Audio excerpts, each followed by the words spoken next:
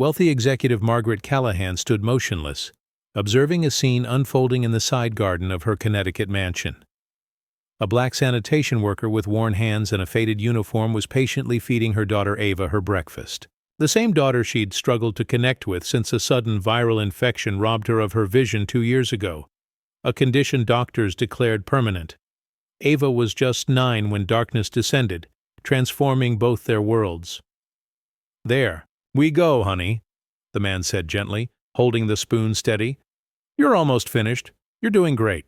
Ava laughed, a light, bubbling sound that struck Margaret like a physical blow. She hadn't heard that laughter in what felt like forever. Her daughter's delicate fingers reached up, carefully tracing the man's features. "Mr. Darnell, describe the sky for me again today." Margaret tensed. Darnell. The name echoed faintly in her mind. She retreated behind the silk curtain, concealed from view. Something twisted in her stomach. Not jealousy or anger, but something deeper, something resembling shame. For 2 years, Margaret had immersed herself in Callahan and Wren, her nationwide luxury real estate empire. She'd shattered records, expanded operations, doubled profits, all while Ava gradually withdrew behind the walls of their home. Margaret hired premier caretakers, renowned therapists, cutting-edge sensory equipment, but nothing brought her daughter back. Ava had been passionate about painting. She'd expressed dreams of becoming an artist like her grandmother, joyfully spreading colors across canvases. But since losing her sight, she hadn't touched a brush. The art studio had become a silent memorial. The illness struck without warning. Optic neuritis, an autoimmune anomaly, the doctors explained. Devastating but untreatable, according to Dr. Sanderson at Mount Si. Margaret had nodded vacantly, completed the insurance forms, and walked numbly to her car. She'd been driving when Ava first complained of a dark spot obscuring her vision. By their arrival at the emergency room, Ava was seeing only shadows. Within 48 hours, complete darkness enveloped her world. Margaret had always prided herself on her strength. A self-made businesswoman who'd buried her husband Richard when Ava was barely 4, raised a child alone, and built a company from nothing. But this challenge left her unprepared. She hadn't truly held Ava's hand in over a year, not the way Darnell just had, with patience and tenderness. Not as though Ava were damaged, but as though she remained complete. "Ma'am?" Margaret turned, quickly. Susan, her longtime housekeeper, stood in the doorway carrying laundry. "That man, who is he?" Margaret asked. "Mr. Hayes," Susan replied. "Darnell Hayes. He works for Citywide Sanitation. They collect on Tuesdays and Fridays. He encountered Ava near the compost area last week. She'd ventured outside without her cane." Margaret raised an eyebrow. "And she's been communicating with him since then?" Susan hesitated before nodding. "Yes, ma'am. They've developed a rapport." Margaret said nothing more. She simply walked past Susan into the silent hallway, the echo of Ava's laughter lingering in her ears. That night, sleep eluded Margaret. She sat at the foot of her daughter's bed, watching her peaceful breathing. Ava murmured something in her sleep and turned toward her mother but didn't wake. Margaret reached out, then stopped, her hand hovering above the blanket. She stood and departed without making contact. The following morning, Margaret dressed in jeans and a sweater, attire that hadn't seen daylight since her early entrepreneurial days. She waited on the back patio with 2 mugs of coffee. At precisely 8:20, the familiar rumble of the sanitation truck disrupted the morning quiet. Darnell descended from the cab, acknowledging his co-workers as they continued their route. When he noticed Margaret, his eyebrows lifted slightly in surprise. "Mrs. Callahan," he said, respectfully removing his gloves. "Good morning. I wanted to express my gratitude," Margaret began.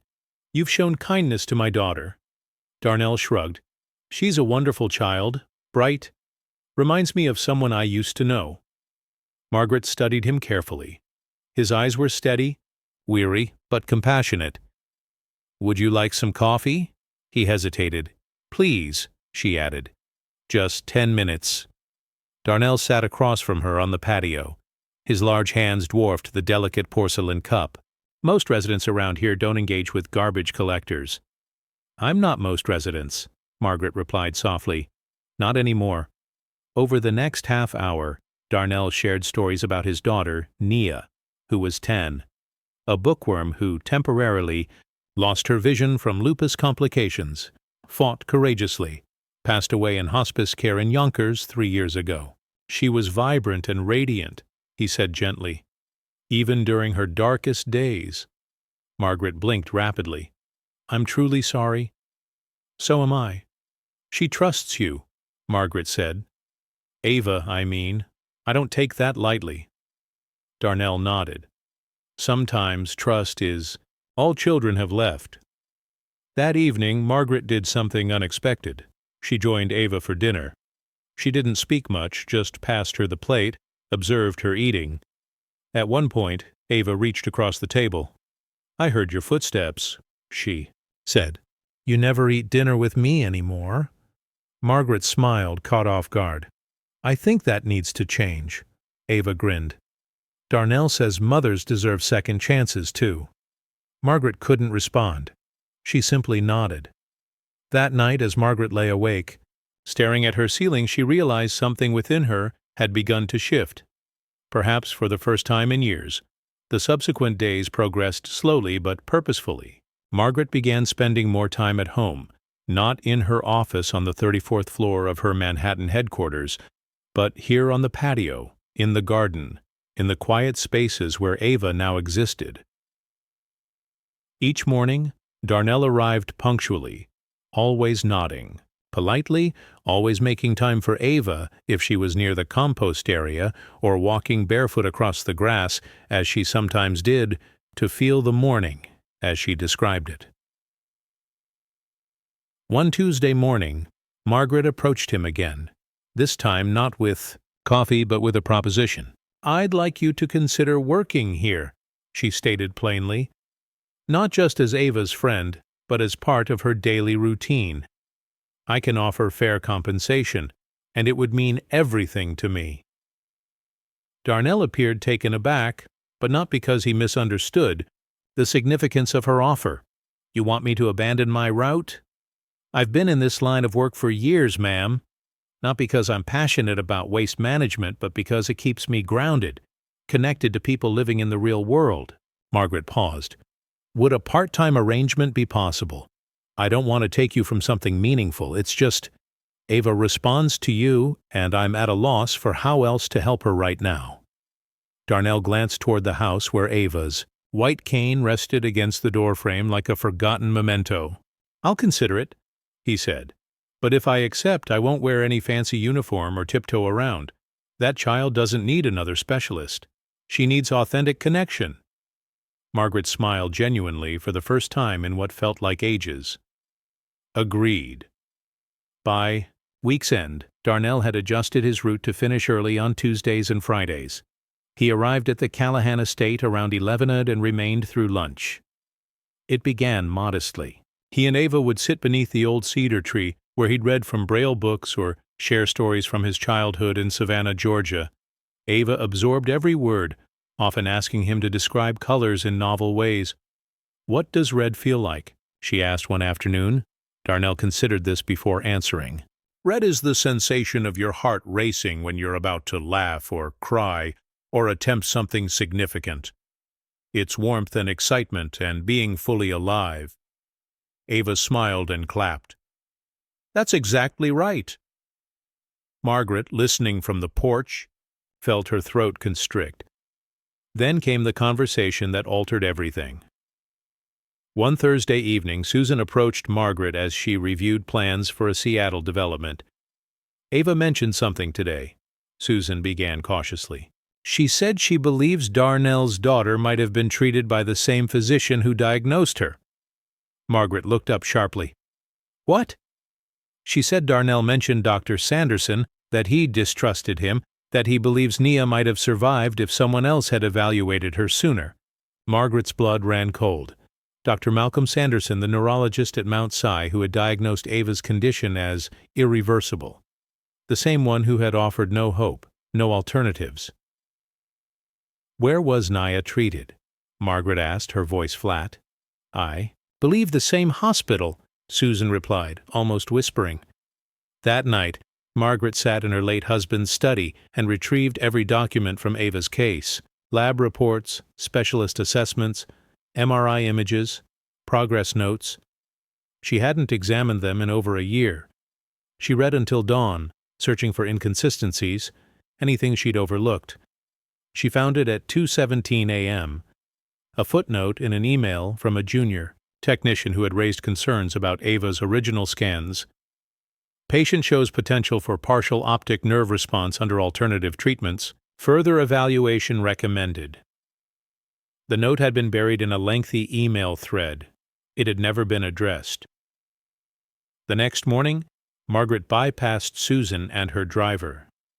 She gathered Ava's file and drove herself to Mount Si.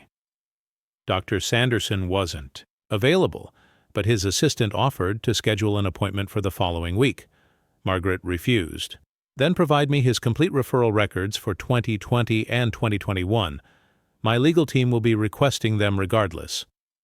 On the drive home, she contacted a former client, one of New York's premier medical malpractice attorneys, requesting a favor: discover everything possible about Dr. Malcolm Sanderson discreetly. Within 48 hours, the truth surfaced. Dr. Sanderson had quietly settled 2 malpractice claims in the past 3 years, one involving a young girl misdiagnosed with a degenerative condition. No disciplinary measures had been taken, and both cases were sealed. But Naya Hayes's name appeared once in an email chain regarding a disputed timeline of patient care. Margaret printed everything and placed it in a folder. That evening, she asked Darnell to remain after Ava went to bed. He sat across from her at the kitchen table, hat in hand. She slid the folder to him. I'm aware of Nia's situation and about Dr. Sanderson, and I now understand that Ava's condition may not be what we were told. Darnell's expression remained unchanged for several moments. When he finally spoke, his voice was measured and calm. I didn't come here to investigate your circumstances. I came because Ava reminded me of my daughter, and because I promised Nia before she died that I wouldn't allow another child to be denied a genuine opportunity. Margaret's voice trembled. Did you suspect from the beginning? I had my suspicions, he admitted, but I wasn't certain until Ava revealed her doctor's name. Margaret covered her mouth. And you didn't tell me because it needed to be your decision. You had to want to see, otherwise it would be meaningless. That night, they sat in silence for a long while. 2 parents from different worlds, united by tragedy, by guilt, by the frightening possibility that perhaps the damage wasn't permanent. The following morning, Margaret arranged an appointment with Dr. Helena Ruiz, a neuro-ophthalmologist in Boston renowned for challenging diagnoses. The consultation was scheduled under an alias, and Margaret personally drove Ava to the appointment. Dr. Ruiz conducted comprehensive testing with advanced equipment and detailed analysis. Her conclusion made Margaret's hands tremble.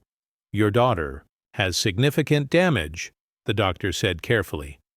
But there's still some optic response. With targeted treatment and therapy, she might regain partial vision. Perhaps more. Margaret turned to Ava, who had remained quiet throughout the examination. Did you hear that, sweetheart? Ava smiled. I told Darnell I could still perceive light. I wasn't mistaken. Tears streamed down Margaret's face. No, baby, you weren't mistaken. As Margaret drove them home from Boston with Ava, humming softly beside her, she realized this story had transformed. It was no longer about loss, but about restoration, not just of sight, but of something deeper they had both lost. Faith. The subsequent weeks moved with urgency and quiet determination. Margaret brought Dr. Ruiz and her team to the estate under the guise of a wellness renovation. A portion of the guest house was converted into a temporary clinic. Margaret hired full-time care coordinators and engaged legal experts to begin requesting Ava's complete medical records, this time with court orders. At night, after Ava was asleep, she and Darnell examined documents in the study, constructing a timeline extending beyond Ava and Naya.